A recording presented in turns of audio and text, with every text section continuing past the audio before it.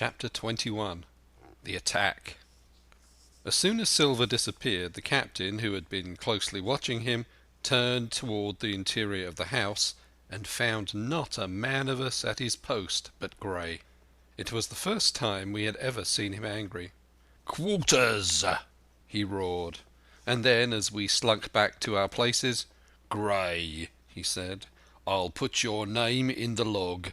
You've stood by your duty like a seaman. Mr. Trelawney, I am surprised at you, sir. Doctor, I thought you had worn the King's coat. If that was how you served at Fontenoy, sir, you'd have been better in your berth." The doctor's watch were all back at their loopholes. The rest were busy loading the spare muskets, and everyone with a red face, you may be certain, and a flea in his ear, as the saying is. The captain looked on for a while in silence. Then he spoke. "My lads," he said, "I've given Silver a broadside. I pitched it in red hot on purpose, and before the hour's out, as he said, we shall be boarded.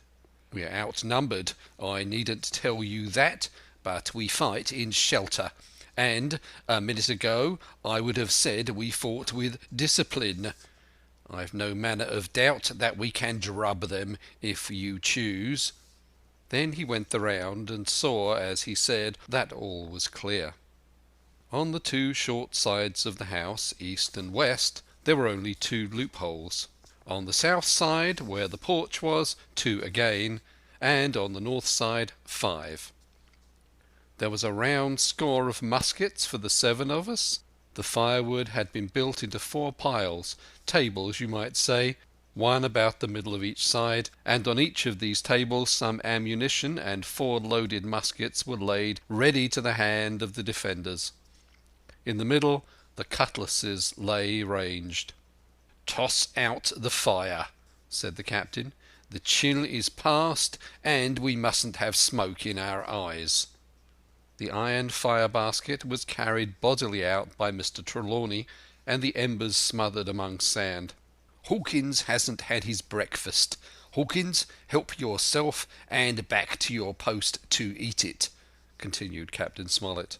"Lively now, my lad, you'll want it before you're done. Hunter, serve out a round of brandy to all hands." And while this was going on, the captain completed in his own mind the plan of defence. "Doctor, you will take the door," he resumed. "See, don't expose yourself. Keep within and fire through the porch. Hunter, take the east side there. Joyce, you stand by the west, my man. Mr. Trelawney, you are the best shot. You and Gray will take this long north side with the 5 loopholes. It's there the danger is. If they can get up to it and fire upon us through our own ports, things would begin to look dirty. Hawkins, neither you nor I are much account at the shooting. We'll stand by to load and bear a hand."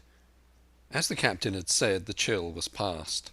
As soon as the sun had climbed above our girdle of trees, it fell with all its force upon the clearing and drank up the vapours at a draught. Soon the sand was baking, and the resin melting in the logs of the blockhouse. Jackets and coats were flung aside, shirts were thrown open at the neck and rolled up to the shoulders, and we stood there, each at his post, in a fever of heat and anxiety. An hour passed away. "Hang them," said the captain. "This is as dull as the doldrums. Gray, whistle for a wind." And just at that moment came the first news of the attack. "If you please, sir," said Joyce, "if I see anyone, am I to fire?" "I told you so," cried the captain. "Thank you, sir," returned Joyce, with the same quiet civility. Nothing followed for a time, but the remark had set us all on the alert, straining ears and eyes. The musketeers with their pieces balanced in their hands, the captain out in the middle of the blockhouse with his mouth very tight and a frown on his face. So some seconds passed, till suddenly Joyce whipped up his musket and fired. The report had scarcely died away ere it was repeated, and repeated from without in a scattering volley, shot behind shot, like a string of geese, from every side of the enclosure. Several bullets struck the log house, but not one entered, and as the smoke cleared away and vanished, the stockade and the woods around it looked as quiet and empty as before. Not a bough waved, not a gleam of a musket barrel betrayed the presence of our foes. "Did you hit your man?" asked the captain. "No, sir," replied Joyce. "I believe not, sir." "Next best thing to tell the truth," muttered Captain Smollett. "Load his gun, Hawkins. How many should you say were on your side, Doctor?" "I know precisely," said Dr. Livesey. "3 shots were fired on this side. I saw 3 flashes, 2 close together, 1 farther to the west." "3," repeated the captain. "And how many on yours, Mr. Trelawney?" But this was not so easily answered. There had come many from the north, 7 by the squire's computation, 8 or 9 according to Gray. From the east and west only a single shot had been fired. It was plain, therefore, that the attack would be developed from the north, and that on the other 3 sides we were only to be annoyed by a show of hostilities. But Captain Smollett made no change in his arrangements. If the mutineers succeeded in crossing the stockade, he argued, they would take possession of any protected loophole and shoot us down like rats in our stronghold. Nor had we much time left to us for thought. Suddenly, with a loud huzzah, a little cloud of pirates leapt from the woods on the north side and ran straight on the stockade. At the same moment the fire was once more opened from the woods, and a rifle ball sang through the doorway and knocked the doctor's musket into bits. The boarders swarmed over the fence like monkeys. Squire and Gray fired again and yet again. 3 men fell, 1 forward into the enclosure, 2 back on the outside. But of these, 1 was evidently more frightened than hurt, for he was on his feet again in a crack and instantly disappeared among the trees. 2 had bit the dust, 1 had fled, 4 had made good their footing inside our defences, while from the shelter of the woods 7 or 8 men, each evidently supplied with several muskets, kept up a hot though useless fire on the log house. The 4 who had boarded made straight before them for the building, shouting as they ran, and the men among the trees shouted back to encourage them. Several shots were fired, but such was the hurry of the marksmen that not one appeared to have taken effect. In a moment the 4 pirates had swarmed up the mound and were upon us. The head of Job Anderson, the boatswain, appeared at the middle loophole. "At 'em, all hands!" he roared in a voice of thunder. At the same moment another pirate grasped Hunter's musket by the muzzle, wrenched it from his hands, plucked it through the loophole, and with one stunning blow laid the poor fellow senseless on the floor. Meanwhile a third, running unharmed all round the house, appeared suddenly in the doorway and fell with his cutlass on the doctor. Our position was utterly reversed. A moment since we were firing under cover at an exposed enemy. Now it was we who lay uncovered and could not return a blow. The log house was full of smoke, to which we owed our comparative safety. Cries and confusion, the flashes and reports of pistol shots, and one loud groan rang in my ears.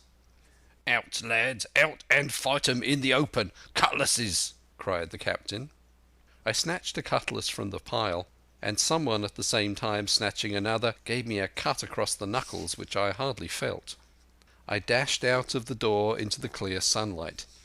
Someone was close behind, I knew not whom. Right in front the doctor was pursuing his assailant down the hill, and just as my eyes fell upon him, beat down his guard and sent him sprawling on his back with a great slash across his face. "Round to the house, lads, round to the house!" cried the captain, and even in the hurly-burly I perceived a change in his voice. Mechanically I obeyed, turned eastward, and with my cutlass raised, ran round the corner of the house. Next moment I was face to face with Anderson. He roared aloud, and his hanger went up above his head, flashing in the sunlight. I had not time to be afraid, but as the blow still hung impending, leapt in a trice upon one side, and missing my footing in the soft sand, rolled headlong down the slope. When I had first sallied from the door, the other mutineers had been already swarming up the palisade to make an end of us. One man in a red nightcap, with his cutlass in his mouth, had even got upon the top and thrown a leg across. Well, so short had been the interval that when I found my feet again all was in the same posture, the fellow with the red nightcap still halfway over, another still showing his head above the top of the stockade. And yet, in this breath of time, the fight was over, and the victory ours.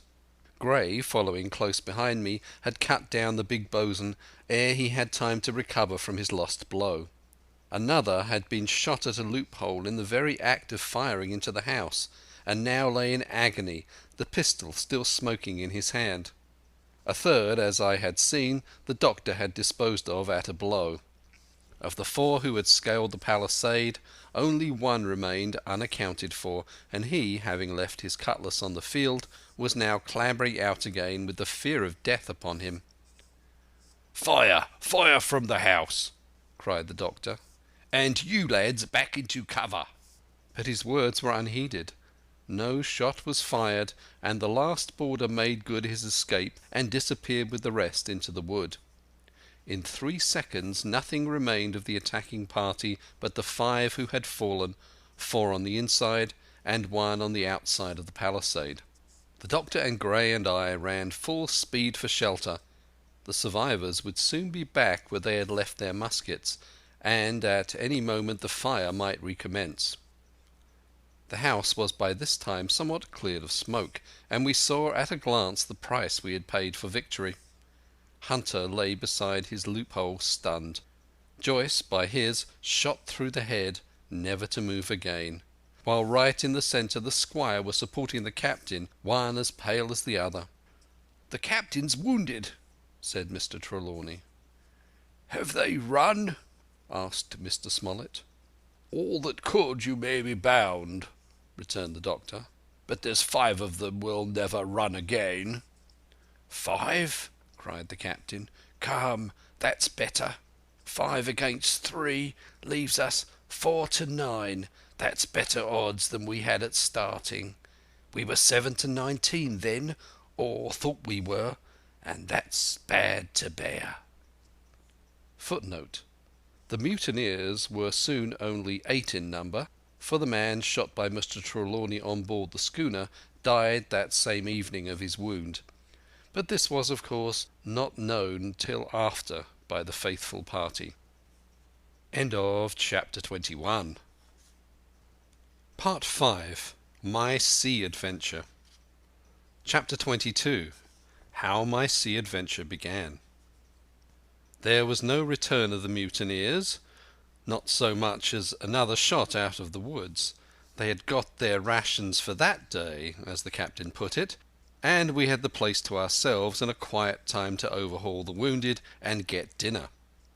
Squire and I cooked outside in spite of the danger, and even outside we could hardly tell what we were at for the horror of the loud groans that reached us from the doctor's patients. Out of the 8 men who had fallen in the action, only 3 still breathed. That one of the pirates who had been shot at the loophole, Hunter, and Captain Smollett. And of these the first 2 were as good as dead. The mutineer indeed died under the doctor's knife, and Hunter, do what we could, never regained consciousness in this world. He lingered all day, breathing loudly like the old buccaneer at home in his apoplectic fit. But the bones of his chest had been crushed by the blow, and his skull fractured in falling, and some time in the following night, without sign nor sound, he went to his Maker. As for the captain, his wounds were grievous indeed, but not dangerous. No organ was fatally injured. Anderson's ball, for it was Job that shot him first, had broken his shoulder blade and touched the lung not badly. The second had only torn and displaced some muscles in the calf. He was sure to recover, the doctor said. But in the meantime, and for weeks to come, he must not walk nor move his arm, nor so much as speak when he could help it. My own accidental cut across the knuckles was a flea bite. Dr. Livesey patched it up with plaster and pulled my ears for me into the bargain. After dinner the squire and the doctor sat by the captain's side a while in consultation, and when they had talked to their hearts' content, it being then a little past noon, the doctor took up his hat and pistols, girt on a cutlass, put the chart in his pocket, and, with a musket over his shoulder, crossed the palisade on the north side and set off briskly through the trees. Gray and I were sitting together at the far end of the blockhouse to be out of earshot of our officers, consulting, and Gray took his pipe out of his mouth and fairly forgot to put it back again, so thunderstruck was he at this occurrence. "Why in the name of Davy Jones," said he, "is Dr. Livesey mad?" "Why, no," says I. "He's about the last of this crew for that, I take it." "Well, shipmate," said Gray, "mad he may not be, but if he's not, mark my words, I am." "I take it," replied I. "The doctor has his idea, and if I am right he's going now to see Ben Gunn." I was right, as appeared later, but in the meantime, the house being stifling hot and the little patch of sand inside the palisade ablaze with midday sun, I began to get another thought into my head which was not by any means so right. What I began to do was to envy the doctor walking in the cool shadow of the woods with the birds about him and the pleasant smell of the pines, while I sat grilling with my clothes stuck to the hot resin and so much blood about me and so many poor dead bodies lying all around that I took a disgust of that place that was almost as strong as fear. All the time I was washing out the blockhouse and then washing up the things from dinner, this disgust and envy kept growing stronger and stronger, till at last, being near a bread bag and no one then observing me, I took the first steps toward my escape and filled both pockets of my coat with biscuit. I was a fool, if you like, and certainly I was going to do a foolish, overbold act, but I was determined to do it with all the precautions in my power. These biscuits, should anything befall me, would at least keep me from starving till far on in the next day. The next thing I laid hold of was a brace of pistols. As I already had a powder horn and bullets, I felt myself well supplied with arms. As for the scheme I had in my head, it was not a bad one in itself. It was to go down the sandy spit that divides the anchorage on the east from the open sea, find the white rock I had observed last evening, and ascertain whether it was there or not that Ben Gunn had hidden his boat. A thing quite worth doing, as I still believe. But as I was certain I should not be allowed to leave the enclosure, my only plan was to take French leave and slip out when nobody was watching, and that was so bad a way of doing it as made the thing itself wrong. But I was only a boy, and I had made my mind up. Well, as things at last fell out, I found an admirable opportunity. The squire and Gray were busy helping the captain with his bandages. The coast was clear. I made a bolt for it over the stockade and into the thickest of the trees, and before my absence was observed I was out of cry of my companions. This was my second folly, far worse than the first, as I left but 2 sound men to guard the house, but, like the first, it was a help towards saving all of us. I took my way straight for the east coast of the island, for I was determined to go down the seaside of the spit to avoid all chance of observation from the anchorage. It was already late in the afternoon, although still warm and sunny. As I continued to thread the tall woods, I could hear from far before me not only the continuous thunder of the surf, but a certain tossing of foliage and grinding of boughs which showed me the sea breeze set in higher than usual.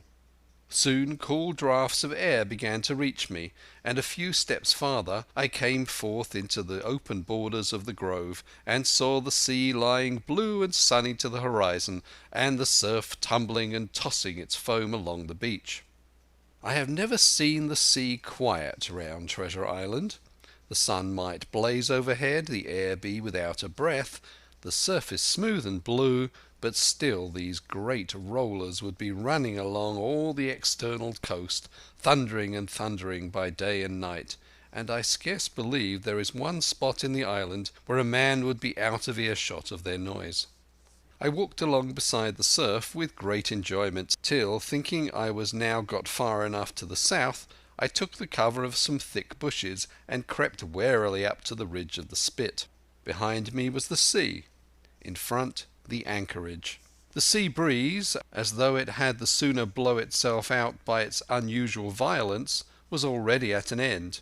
It had been succeeded by light variable airs from the south and southeast, carrying great banks of fog, and the anchorage under lee of Skeleton Island lay still and leaden as when first we entered it. The Hispaniola on that unbroken mirror was exactly portrayed from the truck to the waterline, the Jolly Roger hanging from her peak. Alongside lay one of the gigs. Silver in the stern sheets, him I could always recognize, while a couple of men were leaning over the stern bulwarks, one of them with a red cap, the very rogue that I had seen some hours before stride legs upon the palisade. Apparently they were talking and laughing, though at that distance, upward of a mile, I could of course hear no word of what was said. All at once there began the most horrid, unearthly screaming, which at first startled me badly, though I had soon remembered the voice of Captain Flint, and even thought I could make out the bird by her bright plumage as she sat perched upon her master's wrist. Soon after the jolly boat shoved off and pulled for shore, and the man with the red cap and his comrade went below by the cabin companion. Just about the same time the sun had gone down behind the spyglass, and as the fog was collecting rapidly, it began to grow dark in earnest. I saw I must lose no time if I were to find the boat that evening. The white rock, visible enough above the brush, was still some eighth of a mile farther down the spit, and it took me a goodish while to get up with it, crawling often on all fours among the scrub. Night had almost come when I laid my hands on its rough sides. Right below it there was an exceeding small hollow of green turf, hidden by banks and a thick understory about knee-deep, that grew there very plentifully, and in the centre of the dell, sure enough, a little tent of goat skins, like what the gypsies carry about with them in England. I dropped into the hollow, lifted the side of the tent, and there was Ben Gunn's boat. Homemade, if ever anything was homemade, a rude, lopsided framework of tough wood, and stretched upon that a covering of goat skin with the hair inside. The thing was extremely small, even for me, and I can hardly imagine that it could have floated with a full-sized man.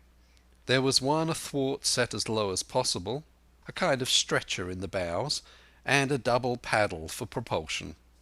I had not then seen a coracle such as the ancient Britons made, but I have seen one since, and can give you no fairer idea of Ben Gunn's boat than by saying it was like the first and the worst coracle ever made by man.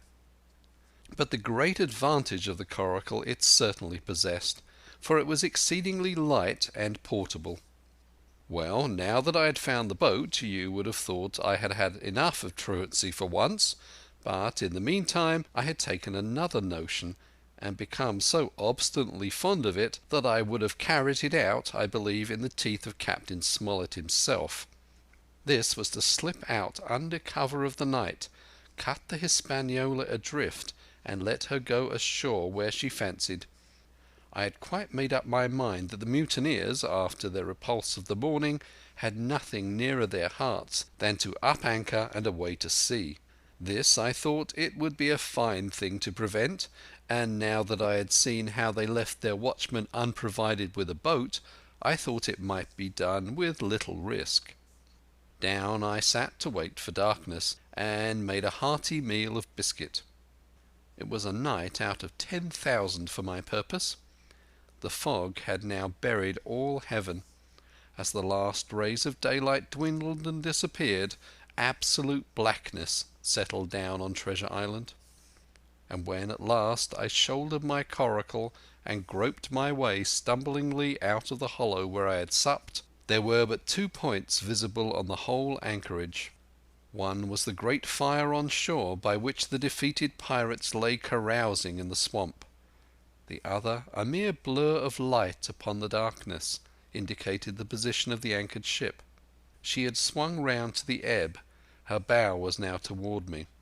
The only lights on board were in the cabin, and what I saw was merely a reflection on the fog of the strong rays that flowed from the stern window. The ebb had already run some time, and I had to wade through a long belt of swampy sand, where I sank several times above the ankle before I came to the edge of the retreating water, and wading a little way in, with some strength and dexterity, set my coracle keel downward on the surface.